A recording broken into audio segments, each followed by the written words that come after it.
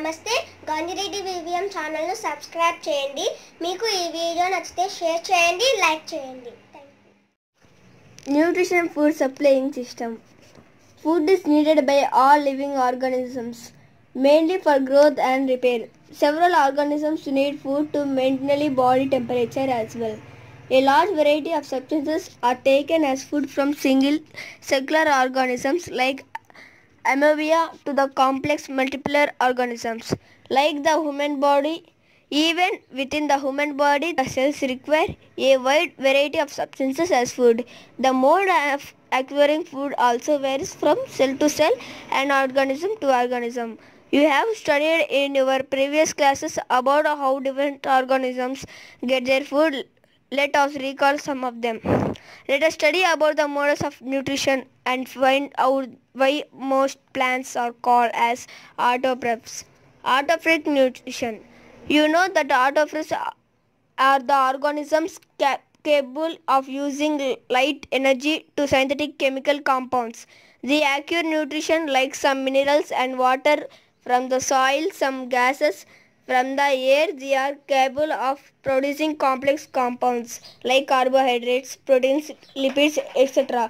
From these very simple substances, these compounds produced them are untreated for providing energy to most of the living organisms and all animals including human beings. Most of the things that we eat are obtained from plants. Even if we depend on animal products, we would find that those animals depend on plants for this food. But how do plants carry out the life processes? Scientists have been working from the centuries to find out how plants carry out this life process. We know that among all life process, the process of photosynthesis make plants the universal food provider for all living organisms. We have studied something about photosynthesis in our earlier classes.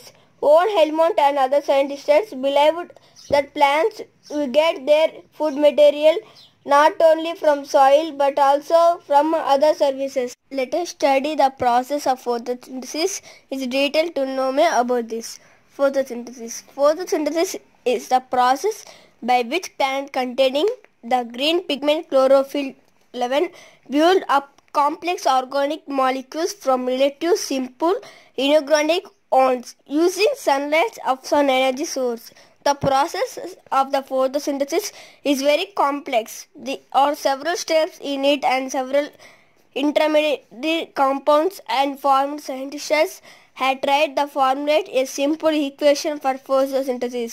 Over past 200 years, an equation that was readily accepted and is still widely used in the one formulated and proposed by C.B. Van Neel in the year 1931, which is as follows.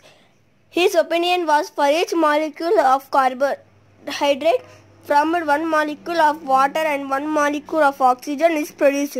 This is a very simplified equation and does not reflect the complexity of the process of photosynthesis, yet we should use it for now.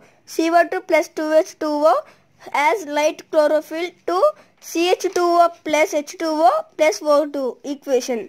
What would be the reaction to show the glucose C6H12O6 is being synthesized? Write down a balanced equation to show this. Refer chemical equation and reactions, carbon and its compound chapters.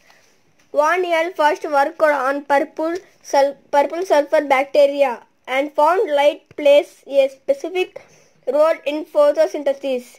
Instead of H2O, they used H2 as a starred material. Here no oxygen is liberated during photosynthesis. Instead, elementally sulfur is evaporated. Later, they envisioned a similar process for photosynthesis in plant and proposed the above mentioned equation. Later, Robert Hill showed O2 is released from water. Then equation was modified as follows. Modifications are still being made. 6CO2 plus 12H2O light as chlorophyll 2, 6 C6H12 O6 plus 6H2O plus 6O2 equation.